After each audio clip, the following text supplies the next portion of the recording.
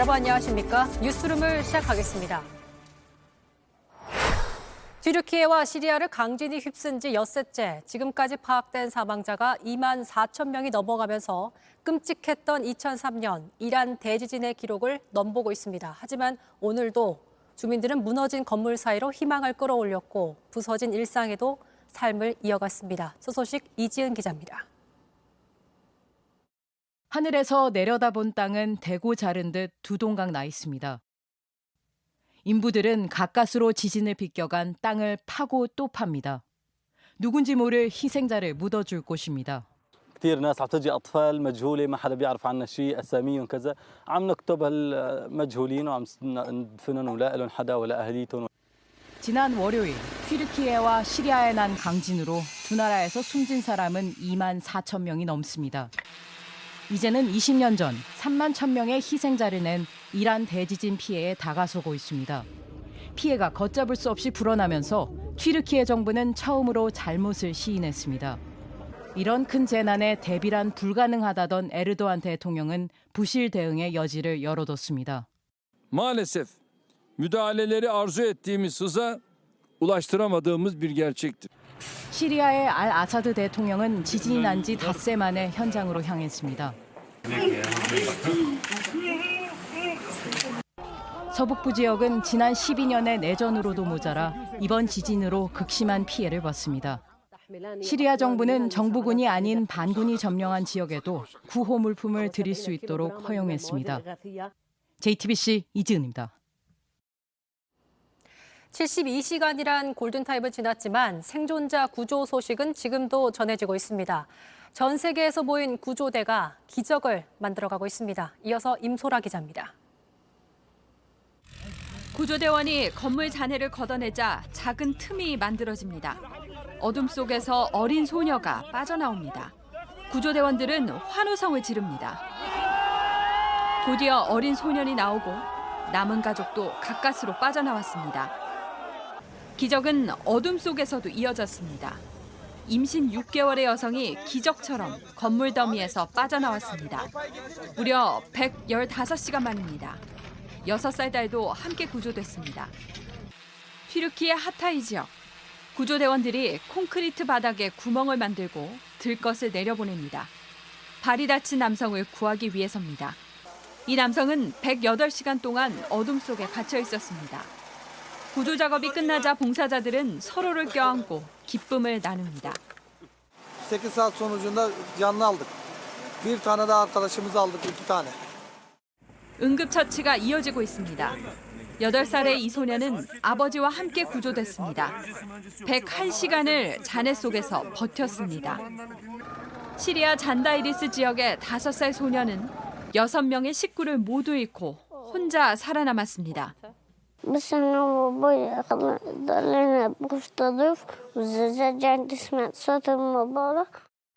다행히 친척이 그를 보살피고 있습니다.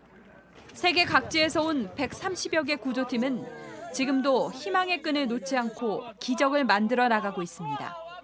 JTBC 임소라입니다. 예고 없이 들이닥친 지진은 평범한 일상을 앗아갔습니다. 식탁 대신 폐허에 앉아 밥을 먹고 모닥불로 추위를 이겨내고 있지만 예상을 뛰어넘는 피해 규모의 수색과 구조 작업조차 더딘 상황입니다. 튀르키예 지진 현장에서 백민경 기자입니다. 쏟아지듯 기운 집은 벽을 열어 보입니다. 가재 도구들은 그대로인데 사람들만 떠났습니다. 빨간 책상엔 교과서가 가득합니다. 부엌에 있는 모든 서랍들이 열렸습니다. 찬장은 앞으로 넘어졌습니다. 2층도 사정은 마찬가지입니다. 오늘 만난 주민들은 진동이 느껴지자 2층에서 뛰어내렸다고 말했습니다. 인구 26만의 아디야마는 이번 지진 직후 가장 큰 피해를 입은 곳 중 하나입니다. 가장 큰 피해를 입은 도시 중심지입니다. 제가 반경 200m 정도를 돌아봤는데요. 무려 20채가 넘는 건물이 무너졌습니다. 주택을 포함해서 시청도 무너졌습니다. 상황은 이렇지만 회복은 더딥니다. 도시 내 부서진 건물이 2,000곳에 다다르면서 수색 작업에 들어가지 못한 곳이 대부분입니다.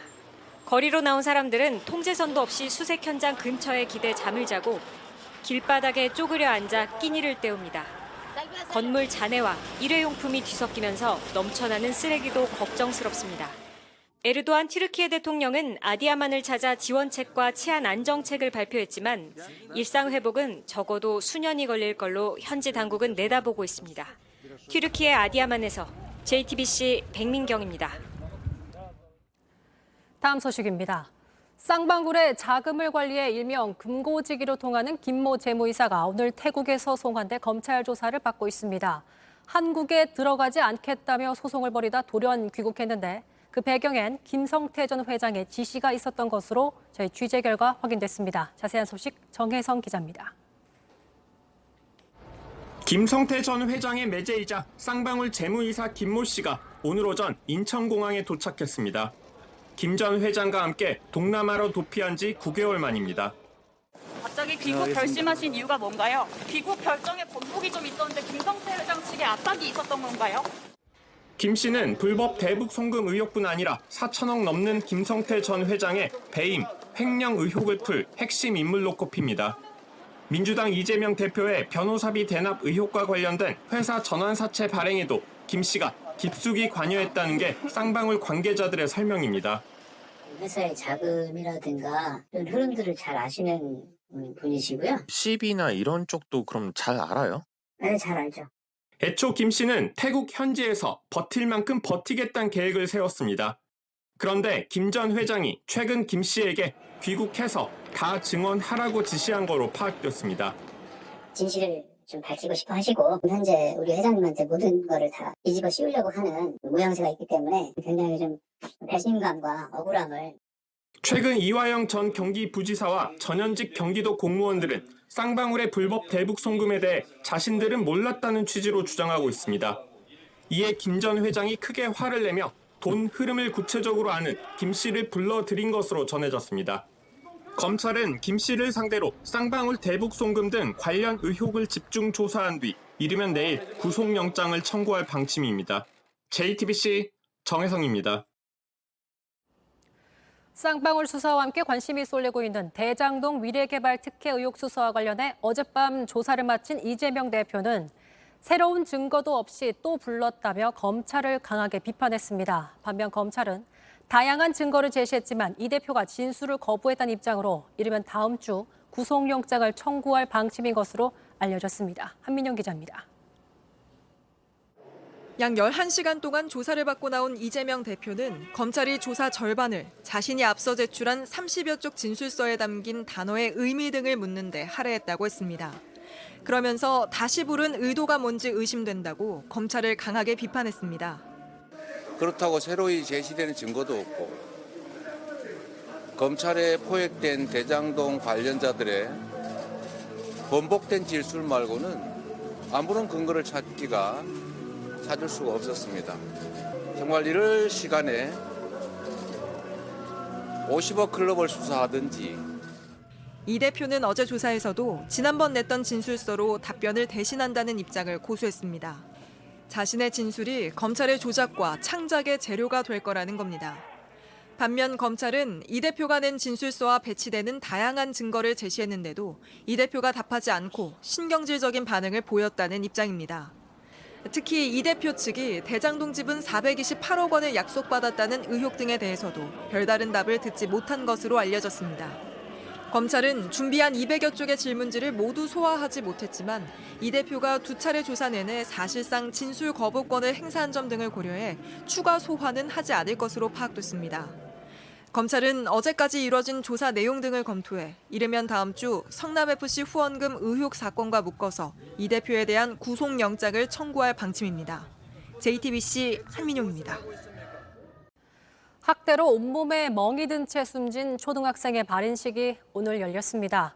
떨어져 지내온 아들의 주검을 마주한 친모는 아이 대신 나를 데려가 달라며 오열했습니다. 최재현 기자가 보도합니다. 액자 속에 담긴 아이가 공룡 인형을 두 손에 든 채 환하게 웃고 있습니다.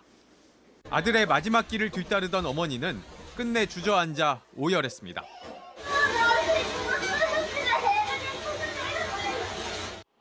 친아버지와 의붓어머니의 학대로 온몸에 멍이 든 채 숨진 11살 어린이의 발인식에는 친어머니를 비롯한 외가 친인척들 뿐이었습니다.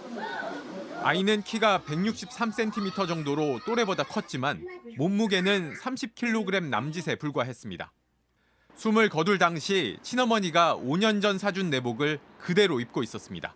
초등학교 1학년 정도들이 입어야 될 그런 속내의를 입고 있었고 그 시신을 봤지만 너무나 죽은 것 같지가 않았어요. 눈도 채 못 감아서 감겨놔도 다시 뜨고 감겨놔도 다시 뜨고. 숨진 아이 사진을 분석한 전문가들은 학대가 오랜 기간 지속됐을 것으로 의심합니다. 몸에 이제 여러 군데 다발성 그 손상이 있고 체중은 3%할 정도밖에 안 돼요. 영양 결핍이 아주 심한 정도고 정서학대는 뭐 여기에 분명히 따라올 수밖에 없고요.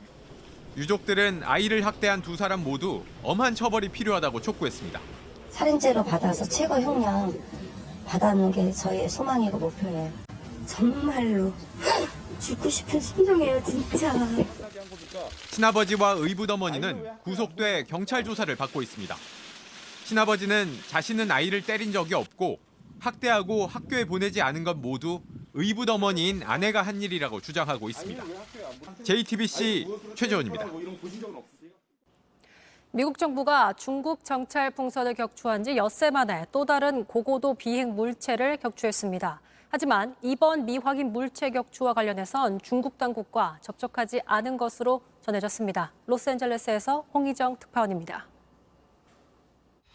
현지 시간으로 어제 미국 백악관이 알래스카주 상공에서 발견된 고고도 물체를 격추했다고 밝혔습니다. 격추된 물체는 캐나다 국경에서 가까운 알래스카 북동부 바다에 떨어졌습니다.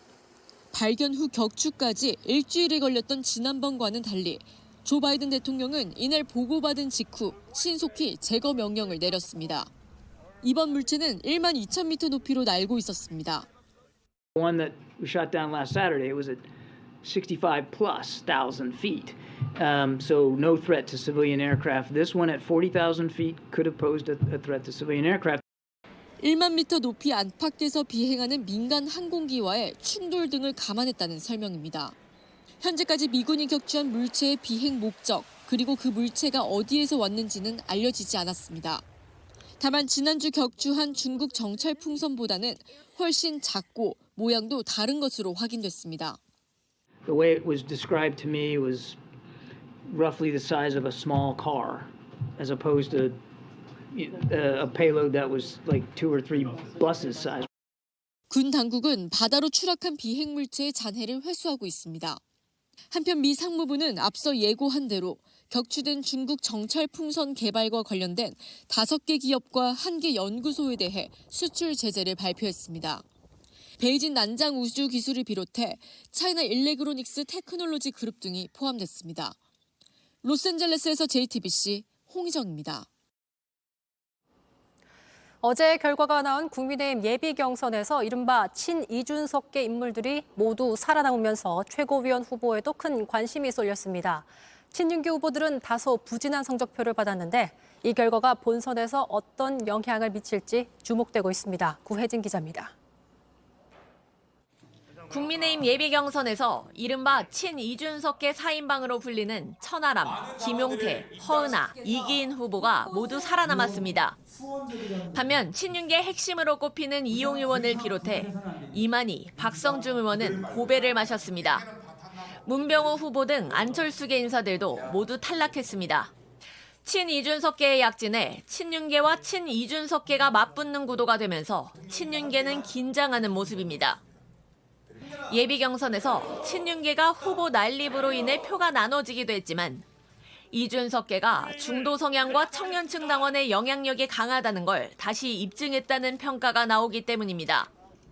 김기현 후보는 이준석계 약진에 대해 말을 아끼며 안철수 후보 저격에 나섰습니다. 다음 대선 나가겠다는 꿈을 가지고 계시면 곤란하다. 현재 권력과 미래 권력이 부딪혔을 때 차마 입에 올리기 쉽지 않은 그런 탄핵이라는 사태까지. 공천에 대해서는 명확합니다.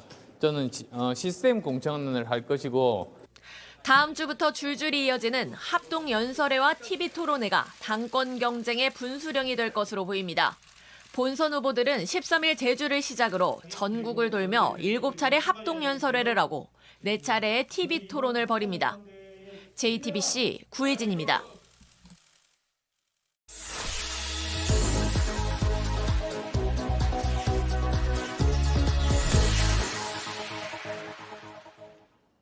이슈가 있는 현장을 직접 찾아가는 윤정식 기자의 발품 뉴스 시간입니다. 오늘은 학교에 있는 1급 발암물질 성면을 취재했습니다. 교실 천장의 흰색 패널, 이게 바로 성면인데요. 요즘 같은 겨울방학에 이걸 철거하는 학교가 많습니다. 그런데 이 작업이 엉터리였습니다. 윤정식 기자입니다. 공사가 한창인 인천의 한 학교입니다. 건물 안 성면 천장을 무성면 재질로 교체 중입니다. 지금은 성면 철거 후 잔재물 청소도 마치고 공조와 배선 작업이 한창입니다. 그런데 한 교실 앞에서 취재진과 동행한 성면 전문가가 길을 막습니다. 지금 이거 이렇게 달고 다니면 안 됩니다. 여기가 성면 팩스인데 뜯어야 하는데 철거를 안 했어요. 자세히 보니 천장 곳곳이 뜯기고 깨진 상황. 선풍기 있고 여기 조명 있고 있잖아요. 저런 것 때문에 뜯어낸 건데 문제는 저걸 뜯으면서 바닥에 성면 팩스가 조각이 떨어졌어요. 굉장히 위험한 상황입니다. 성면을 일부만 철거하다 벌어진 상황으로 보입니다. 근데 지금 이것들이 지금 성면인지는 아직 정확하게 모르는 거잖아요. 가능성이 높죠. 예. 그러면은 일단 한번 확인해봐야 되는 거 아니에요? 그렇습니다. 예. 시료 샘플링을 해서 분석을 해봐야 됩니다. 그럼 하시죠. 예. 조심조심 들어가세요. 전문가가 수집한 공사 파편과 가루를 성면 분석 전문 업체에 의뢰했습니다. 그리고 시료 9개 중 6개가 성면으로 확인됐습니다. 공식 검사 결과 틀렸을 가능성은 이거는 성면은 세계보건기구가 지정한 1급 발암물질입니다. 상황을 알리려 다시 학교를 찾아갔습니다. 이번엔 고용노동부 근로감독관도 동행했습니다. 함께 문제의 교실을 다시 찾아갔더니 전과 다릅니다. 청소 다 해놨네. 파편과 가루를 쓸어 구석에 밀어둔 겁니다. 고용부는 긴급 회의를 열고 상황을 전파했습니다. 과제는 작업을 못하도록 출입 금지시키고 행정적으로도 작업 중지를 명령을 내리는 게. 인천의 대규모 아파트 단지 옆 또 다른 학교입니다. 지금 보이는 저 갈색 벽돌 건물에서 얼마 전까지만 하더라도 성면 해체 작업이 펼쳐졌습니다. 거기서 나온 성면들이 지금 바로 앞에 있는 저기 붉은색 천으로 둘러싸여 있는 곳에 지금 쌓여져 있는데요. 저 상태로 지금 며칠째 방치 중에 있는데 저렇게 둬도 되는지 모르겠습니다. 직접 학교로 들어가 보니 아이들이 운동장에서 뛰어놀고 있습니다. 그리고 바로 옆 주차장에 성면 폐기물이 쌓여 있습니다. 이를 취재진과 시민단체가 촬영하자 항의합니다. 뭐예요? 뭐예요? 뭔데 그러시는 거예요? 관계자가 있으면 다른 말씀을 해서 뭐냐고요? 인체에 들어간 성면은 5년에서 30년을 잠복한 뒤 폐암을 불러옵니다. 치료제는 아직 없습니다. 이거 진짜 엉터리로 공사가 됐네요. 이 성면을 제거하라는 공사가 오히려 교실을 성면 범벅으로 만들어버린 거 아닙니까? 가장 심각한 거는 이제 2주 정도 후면은 아이들이 등교를 해야 돼요. 개학이잖아요. 아, 그렇네요. 정말로 이 개학 전까지는 정말 수단과 방법을 어떤 수단과 방법을 동원해서라도 성면이 완전히 제거됐다라는 부분이 정확하게 조치되고 학생들이 등교할 수 있도록 저희가 국회에서도 노력하겠습니다. 전국의 성면 철거 대상 학교는 총 5,454곳. 이 중 현재 수도권에서만 395곳이 공사 중입니다. 하지만 제대로 된 철거가 아니라면 자칫 개학과 동시에 우리 아이들은 더 큰 위험에 노출될 수 있습니다. JTBC 윤정식입니다. 너무 수정하지 않고 바로 잊어버리고 다음 날 대회를 더 잘하도록 노력했던 것 같아요. 4대륙 피겨 선수권 대회에서 이혜인 선수가 짜릿한 역전 우승을 거뒀습니다. 전날 쇼트 프로그램까진 6위였지만 프리스케이팅에서 완벽한 연기로 금메달을 따내며 김연아 선수 이후 14년 만에 우리 여자 선수가 이 대회 정상에 올랐습니다. 은메달은 쇼트 프로그램 1위였던 김예림 선수가 차지했습니다. 우리나라로 수입된 명품 브랜드를 위조한 소위 짝퉁 상품이 지난해에만 전년에 배가 넘게 적발된 걸로 조사됐습니다. 민주당 양경숙 의원이 관세청 자료를 분석한 결과 지난해 적발된 짝퉁 명품 상품은 5,600억 원 규모로 1년 전과 비교해 140% 급증했습니다. 시계 브랜드 롤렉스로 꾸민 물품이 1,200억 원어치로 루이비통을 제치고 가장 많이 적발됐습니다. 탈세 의혹으로 세무조사를 받고 있는 웹툰 작가 야옹이 본명 김나영 씨가 오늘 소셜미디어를 통해 본인의 책임을 일부 시인했습니다.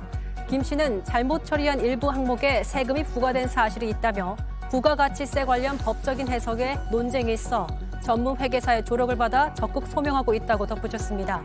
김 씨는 다만 법인 명의의 차량을 사적으로 이용했다는 혐의는 부인했습니다. 얼마 전 경북 안동의 한 새싹 공장에서 불이 났습니다. 이곳은 장애인과 비장애인이 함께 일하며 자활을 꿈꿔오던 곳인데요. 무너진 일터를 다시 일으키기가 쉽지 않다고 합니다. 윤도일 기자가 현장을 다녀왔습니다. 월요일이면 웃음부터 나오고 월급 명세서에서 세금 나간 부분을 보면 흐뭇합니다.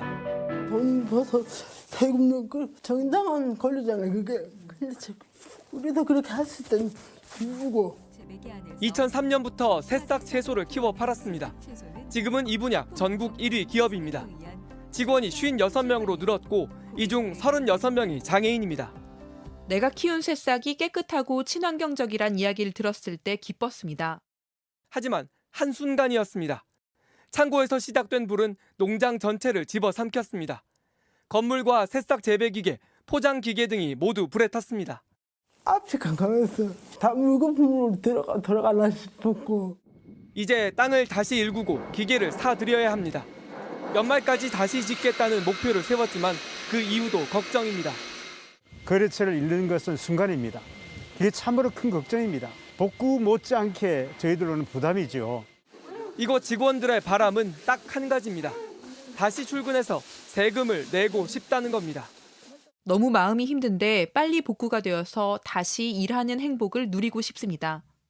좀 못 나온 친구들 많거든요. 다 같이 일해서 열심히 살아갔으면 좋겠어요. JTBC 윤두열입니다.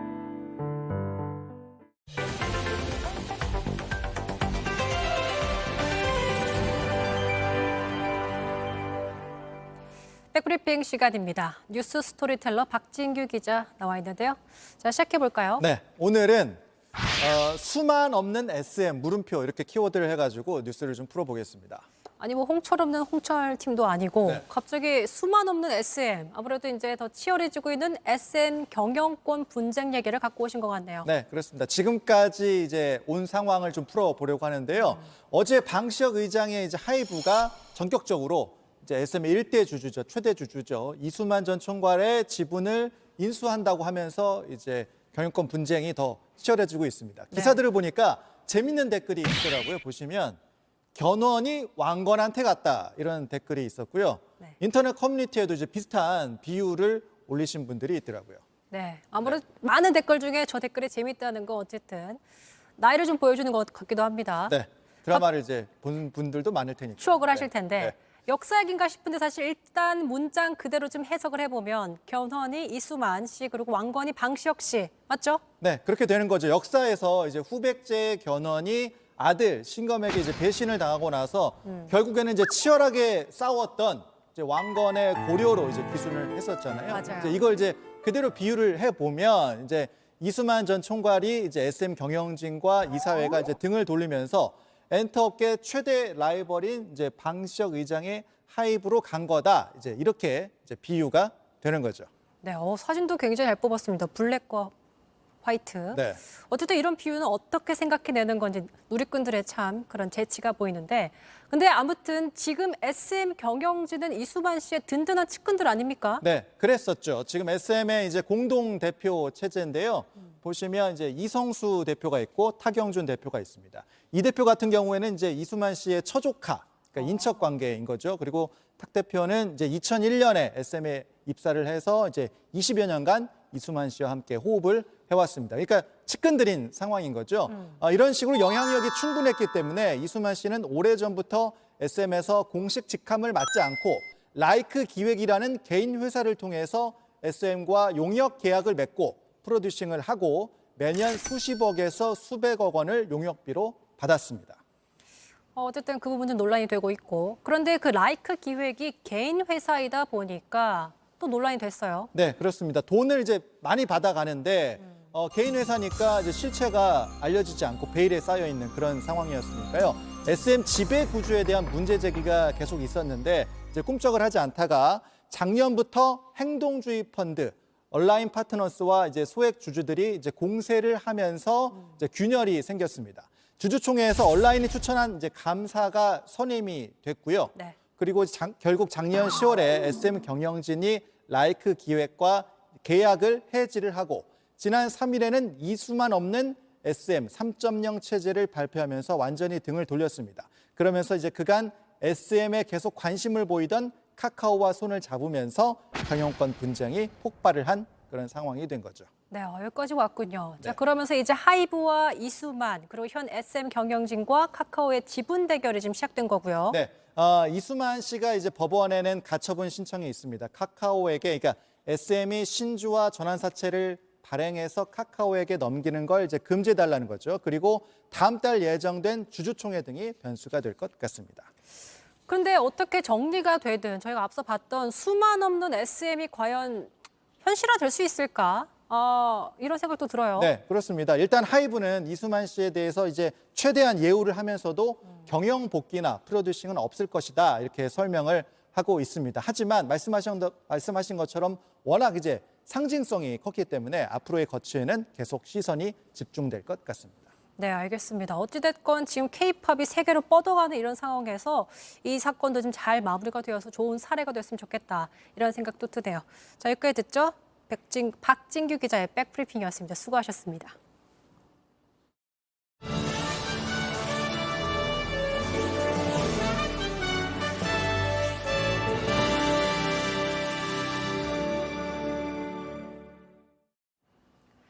앞서 전해드린 대로 이재명 민주당 대표가 어제 밤늦게까지 소환 조사를 받았고 검찰이 이르면 다음 주 구속영장을 청구할 거란 관측이 나오고 있습니다. 이 대표에 대한 검찰 수사가 변곡점을 맞게 되는 건데요. 친명 좌장이라 불리는 정성호 의원을 걸어서 인터뷰해서 만났습니다. 전용우 기자입니다. 대장동 건, 성남 FC 건 등 병합해서 네네. 영장을 청구하게 되면 네네. 국회 체포동의안이 넘어오겠죠?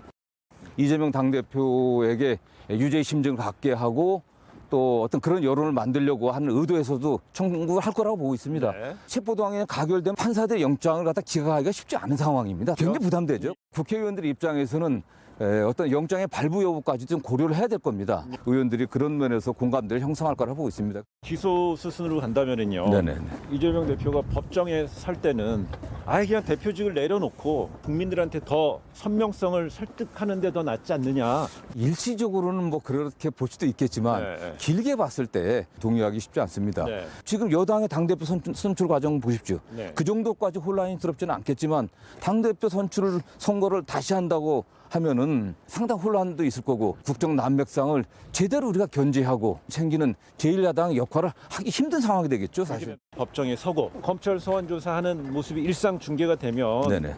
이게 민주당이 결국 마이너스 아닌가요? 지금까지는 이 대표의 혐의와 관련해서는 검찰의 일방적 주장만이 국민들에게 전달됐거든요. 네. 그러나 법정에서는 그 양 당사자가 대등합니다. 네. 그래서 피고인으로서 또 동등한 입장에서 증거들을 제시하고 국민들에게 그게 보여지니까 네. 저는 그 과정에서 검찰 수사가 얼마나 정치적 의도를 갖던 일방적 수사였는지 네. 이게 그런 것들이 드러날 거라고 보고 있고요. 더 오히려 더 반전의 계기가 생길 거로. 곽상도 전 의원 선고에서 불거진 정영학 녹취록의 증거 능력 논란도 따졌습니다. 법률 사전 어디에도 없는 정치 공동체라는 새로운 표현을 만들어내갖고 예. 이재명 당대표 책임으로 전가시키려고 하고 있는데 그래서 상당히 문제가 많은 얘기들이죠. 예. 지금 곽상도 전 의원 사건 관련해서는 판결의 내용을 보더라도 정영학 녹취록의 증거 능력이 좀 탄핵 규정된 거는 네네.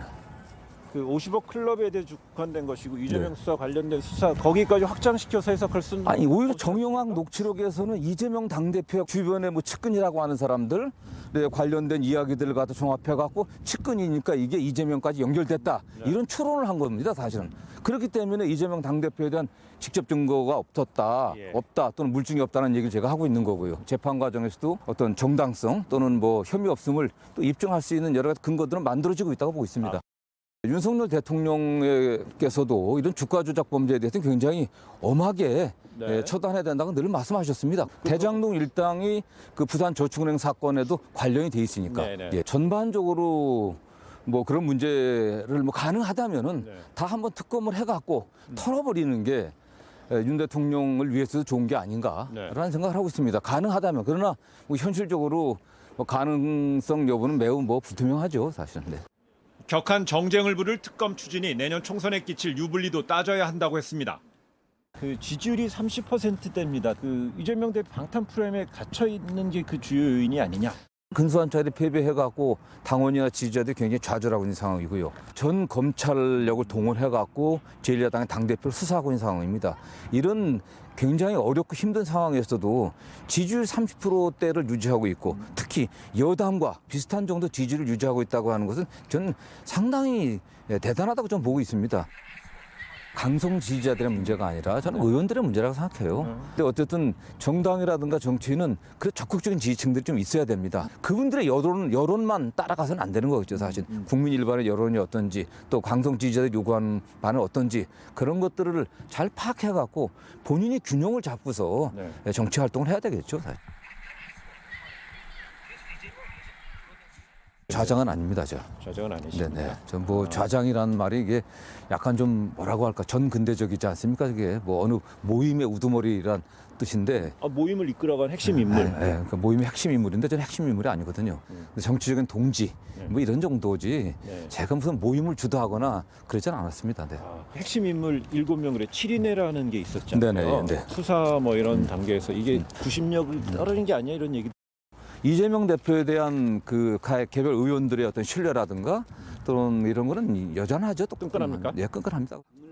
국회의원들을 갖다가 단합시키고 그 출마 의사가 없습니다. 네. 저는 또 그렇게 제가 출마한다고 하면은 또 이재명의 최측근 또 뭐 친명 좌장 정성호가 또 나갔다 그렇게 하면 별로 당의 단합에 전 도움 안 된다고 생각합니다. 저 같은 이재명 당대표 원래 가까웠던 분들은 옆에서 도와주는 역할을 하는 게 낫지 않나라고 개인적으로 생각합니다. 그렇게. JTBC 전용입니다. 주말인 오늘 하늘의 표정은 흐렸지만 날씨는 포고됐습니다. 낮 기온이 전국 10도 안팎으로 초봄 수준의 기온을 보였는데요. 날씨 소식을 주말 풍경과 함께 전해드립니다. 이상엽 기자입니다. 작은 롱보드에 몸을 싣습니다. 힘껏 올라타더니 발을 바꿔가며 앞으로 나아갑니다. 오늘 날씨 되게 좋더라고요. 보드 타기 좋은 날씨. 춥진 않고 그 느낌이 좋아요. 바람을 맞는 기분이 소리가 되게 좋아요. 아이와 산책을 나온 가족들의 얼굴도 밝습니다. 날씨가 풀려서 이제 공기도 좀 맑아진 것 같아서 아이랑 같이 이렇게 산책 나왔습니다. 아빠, 엄마 나와서 좋아? 사진 찍어요? 아빠랑 여자에게 보고 싶어요. 할아버지와 손자가 연을 날립니다. 더 천천히 그래 잘 되고 있어. 하나 또 들어올려 올려. 할아버지의 가르침에 바람에 올라탄 연이 춤을 춥니다. 할아버지가 용돈도 많이 주세요? 용돈은 가끔씩 줘요 그래도. 오늘은 용돈 줄 것 같으세요? 아니요. 운동하기도 좋은 날씨였습니다. 날씨가 좋으면 사람 마음도 좀 좋잖아요. 행복했죠, 그죠? 오늘 운동 갑시다 하고 나왔어요. 자제분들께 영상 편지 한번 할까요? 우리 딸, 이쁜 딸, 항상 고마워. 너희 덕분에 아빠, 엄마 행복해. 일요일인 내일도 큰 추위는 없습니다. 아침 기온은 서울 0도, 부산 5도입니다.